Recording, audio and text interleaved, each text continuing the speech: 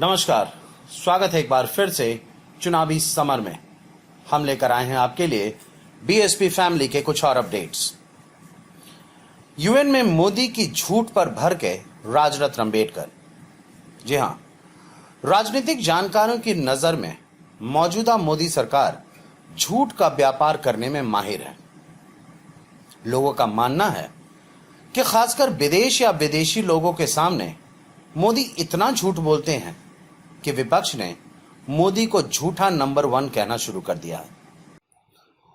और ऐसा ही झूठ उन्होंने संयुक्त राष्ट्र संघ की स्थापना के 75वें साल में आर्थिक और सामाजिक परिषद के सत्र को संबोधित करते वक्त कहा, जिस पर राजरत्न अंबेडकर ने निशाना साधा।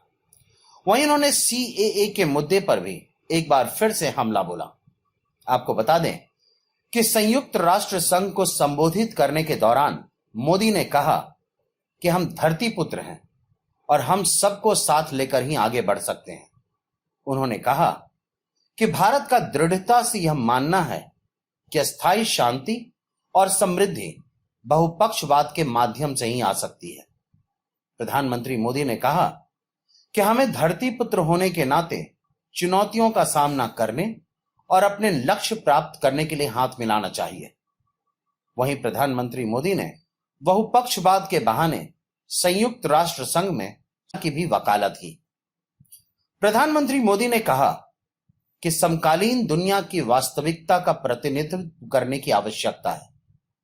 उन्होंने भारत में चुनौतियों से निपटने के लिए सरकार की ओर से चलाई जा रही योजनाओं की भी चर्चा की और कहा कि हम सबका साथ, सबका विकास और सबके विश्वास को आधार बनाकर काम कर रहे हैं। यानी कि मोदी ने यूएन के सामने फिर से सबका साथ, सबका विकास और सबका विश्वास का झूठ बोला, जिस पर राजरत्न अंबेडकर ने कहा कि देश में सीएए और एनआरसी लाकर धार्मिक रूप से बांटने वाले मोदी सबका साथ, सबका विकास और सबका विश्वास का नारा दे रहे हैं।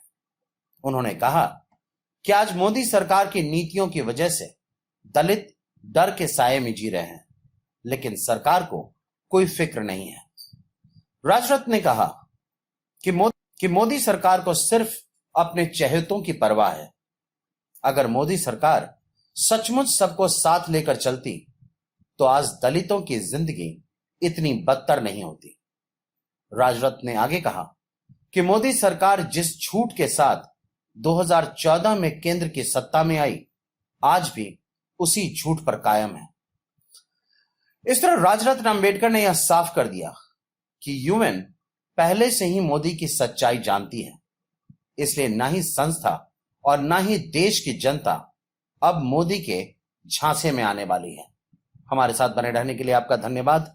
आप हमारे प्रोग्राम्स को today's.com पर भी देख सकते हैं और आप हमें टुडेज टीवी पर ट्वीट भी कर सकते हैं। Thank you.